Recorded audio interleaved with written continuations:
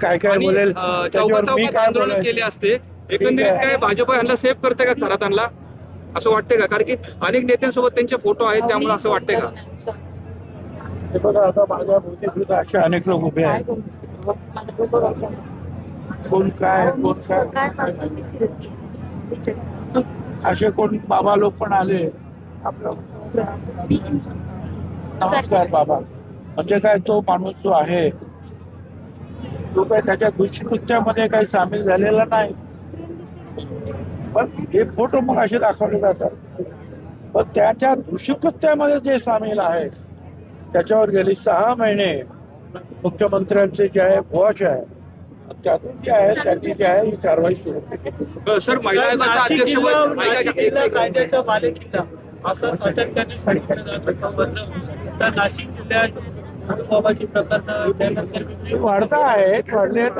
आता आमचं दादा भुसेमी आणि आम्ही म्हणत होतो की नाशिक जिल्हा जो आहे बदनाम होतो या लोकांमुळे. परंतु एक आहे की ठीक आहे, पोलीस सरकार त्या संदर्भामध्ये जे कळलं की ताबडतोब कारवाई करतात. सर महिला आयोगाचं अध्यक्षपद महिला आयोगाचं अध्यक्षपद आहे ना रिक्त आहे, तर आपण कशा प्रकारे महिला आयोगाचं अध्यक्षपद रिक्त आहे तर अध्यक्षपदी कोण विराजमान व्हावं असं तुम्ही काय मागणी करणार आहात का? त्या महिला विराजमान व्हावी. पक्षातलं कोण असावं असं वाटतंय तुम्हाला? आपल्या पक्षात महिला जी आहे ती चांगली, कुठलीही महिला मुख्यमंत्री उपमुख्यमंत्री जे ठरवतील की त्या पदाला योग्य आहे, न्याय देणारी आहे महिला.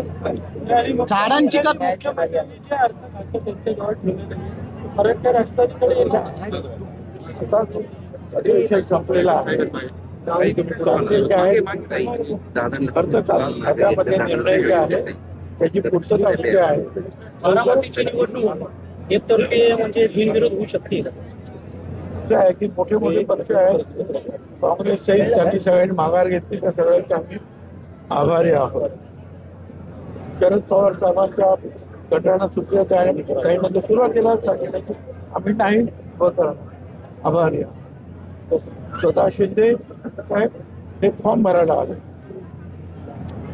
फडणवीस साहेब यांनी सुद्धा काँग्रेसचे जे सत्ता आहेत अध्यक्ष त्यांना स्वतः फोन. तर असं उद्धवजी ठाकरे यांना सुद्धा सगळ्यांनी जे आहे ते भाग दिलेला आहे. त्यामुळे जे आहे आता काही जे आहे मंडळी उभी आहे अपक्ष वगैरे. मला असं